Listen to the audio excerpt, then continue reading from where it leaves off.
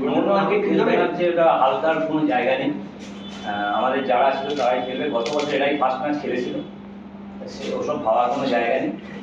আমরা খুব সিরিয়াসলি নিচ্ছি এবং অপোনেন্টকেও আমরা খুব সিরিয়াসলি ভাবছি, কারণ আমি পুরোটাই বলে দিচ্ছি, কারণ অপোনেন্ট হচ্ছে আননোন অপোনেন্ট, তাদের আমরা চিনি না জানি না, তারা এবছর কোনো ম্যাচও খেলেনি এবং আমার কাছে খবর আছে তারা দুটো ফরেনার নিয়ে এসছে, সেক্ষেত্রে হালকা দেওয়ার কোনো জায়গা নেই।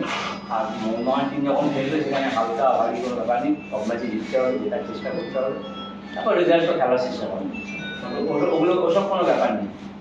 ও এসছে আজকে দেখবো, ও প্র্যাকটিস করেনি, আজকে এসছে আজকে দেখবো, দেখার পর আমরা ডিসিশন নেবো। এইগুলো ব্যাপারে আমরা কোনো ডিসিশন নিইনি।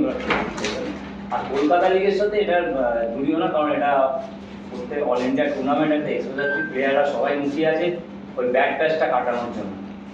সেটাই আমার কাছে মোটিভেশন হয়েছে যে তোমরা একটা ব্যাক ফেজের মধ্যে দিয়ে যাচ্ছ, ভালো কিছু কাল থেকেই করতে পারো, এটাই আমার মোটিভেশন আছে প্লেয়ারদের জন্য।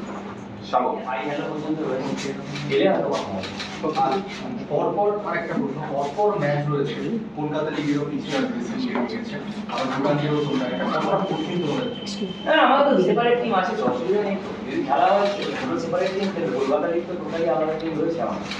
আর 29 তারিখে কোচ আসবেন, আর কালকেরটা আমি বলতে পারি, বাকিগুলো কোচ এসে ডিসিশন নেবেন, ওটা আমার এরকম আমি বলতেও পারবো না। যারা খেলছে তারা কেউ কিন্তু স্টাবলিশ নয়, কেউ স্টাবলিশ না, কেউ বলতে পারে না যে আমরা ভারতীয় বলবো স্টাবলিশ হয়েছি। তা সেটা স্টাবলিশমেন্ট করতে গেলে তাদের নিজের মেন্টালিটি স্ট্রং হতে হবে, তাদের জানতে হবে যে আমি কোন টিমে খেলছি, সেই জার্সির ওজন নিতে হবে।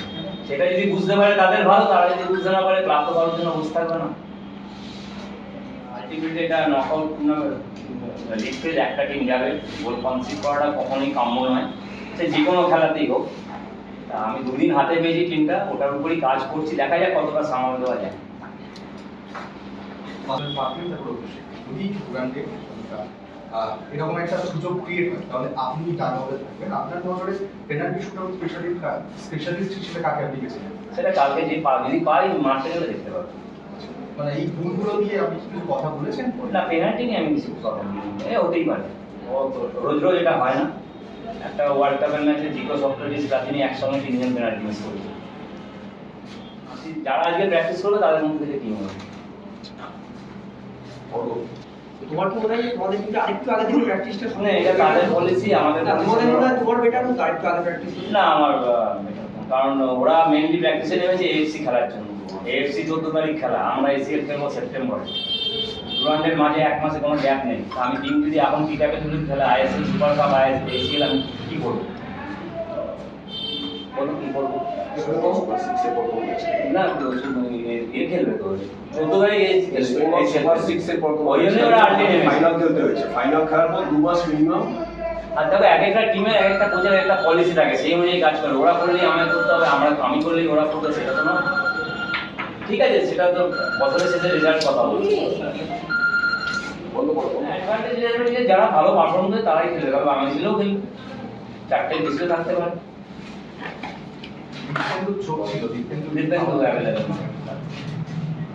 আর কোনো কোশ্চেন আছে বাস্তবের জন্য?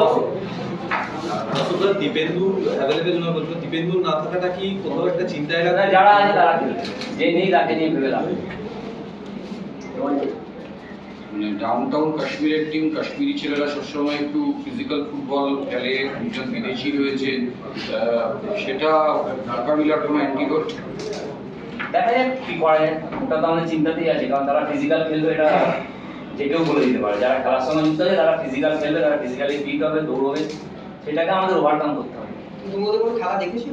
না, এবছর খেলেইনি ওরা। আমি গত বছরের ডুরান্ড কাপের খেলা দেখেছি, তার মধ্যে 3বার কোচ চেঞ্জ হয়ে গেছে, প্লেয়ার চেঞ্জ হয়ে গেছে, তা সেই খেলা থেকে আমার কোনো আননোন অপোনেন্ট, ভেরি ডিফিকাল্ট, আমাদের জন্য খুব শক্ত ম্যাচ।